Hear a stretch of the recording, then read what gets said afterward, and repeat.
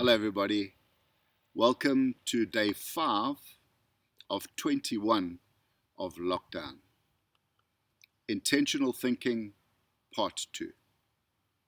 Yesterday, we chatted about being more conscious of what you allow into your mind, and I encouraged you to think more positively, which is the gateway to living life more intentionally. But does this mean that we never have to host a negative thought? I wish that was so. But that's not where I'm going with this. What I'm talking about is a mosquito thought.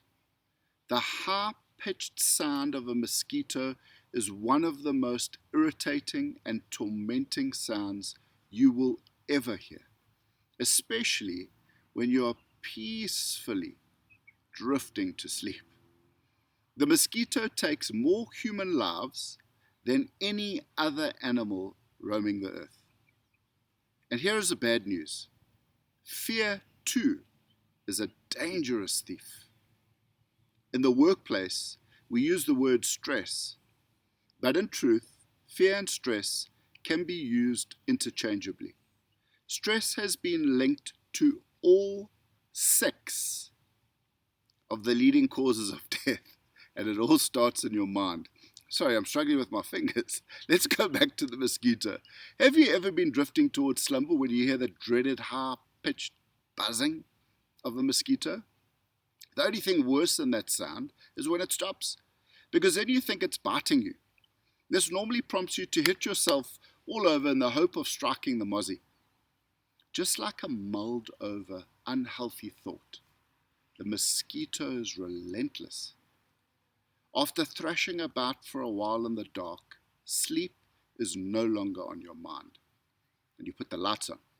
With a vengeful heart and malicious intent, looking like the dreaded wild man from Borneo, you go on the hunt, generally armed with a shoe. The mosquito has robbed you of sleep, accelerated your heart rate, elevated your blood pressure, and become your focus. That is the relentless, unhealthy thinking pattern that I'm referring to. And it will sap you of life if you allow it. Ridding unhealthy thinking patterns has to become conscious. It's got to be an effort that is practiced hourly and then in time daily. In my own life, I used to set 2 or 3 reminders per day on my phone. And the pop-up message would read, "Where is your mind?" In many instances, I had to be intentional about removing negative thinking that was unhelpful and replace it with more positive, optimistic thoughts about my children, a planned vacation, or solving a problem, as opposed to looking at the same issue 1,000 times. You have to put negative thinking down and be mindful not to pick it up again and again and again and again. Unhealthy thinking needs to be identified, arrested, and then replaced with healthy thoughts.